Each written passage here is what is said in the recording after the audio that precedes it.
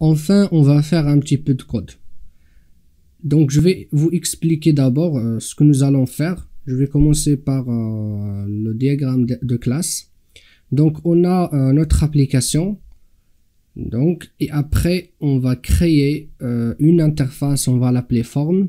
Et à partir de cette interface, on va faire une implémentation, on va l'appeler rectangle. Après, triangle pour voir la différence. Et après, ainsi de suite. Vous pouvez ajouter le nombre d'implémentations tant que vous voulez. Très bien. Jusqu'à maintenant, tout est clair.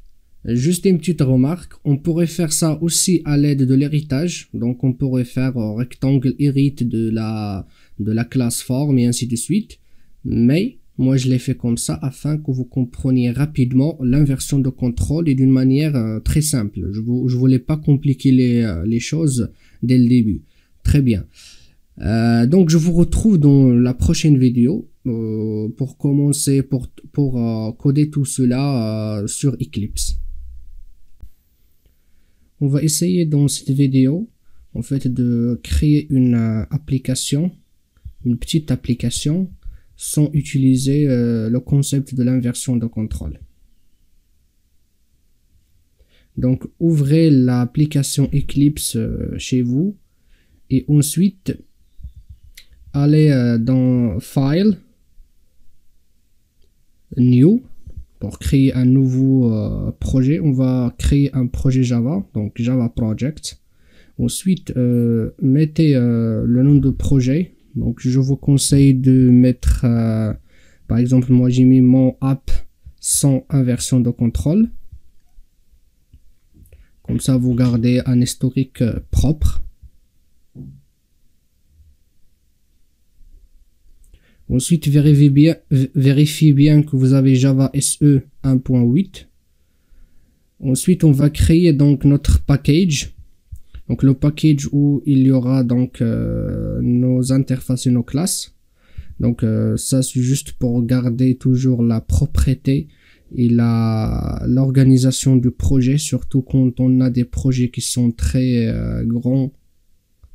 Donc on va créer notre package. Donc on va l'appeler com.azercode.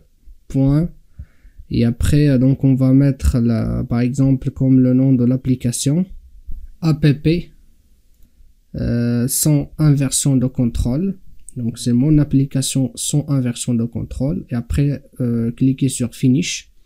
Ensuite donc on va créer notre classe main. Donc c'est le point d'entrée vers le programme. Donc new class.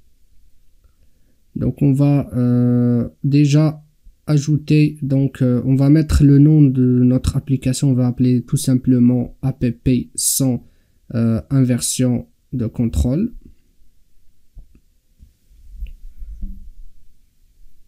Ensuite, il faut cocher public static void main afin que vous auriez déjà la méthode main dans la classe, comme ça vous cassez pas la tête avec. Ensuite, on va donc créer l'interface. Donc on va créer l'interface form. Donc comme vous voyez ici, on va essayer de respecter cette conception. Donc on va l'appeler form, donc notre application, notre interface, et ensuite finish.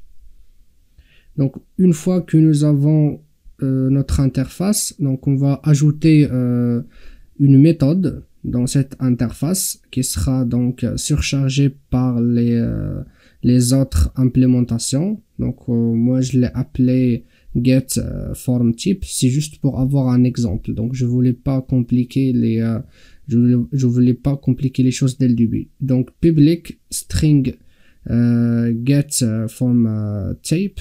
Donc pardon, ici donc j'ai oublié. Donc c'est une interface, du coup il n'y a pas d'implémentation. Très bien, j'enregistre.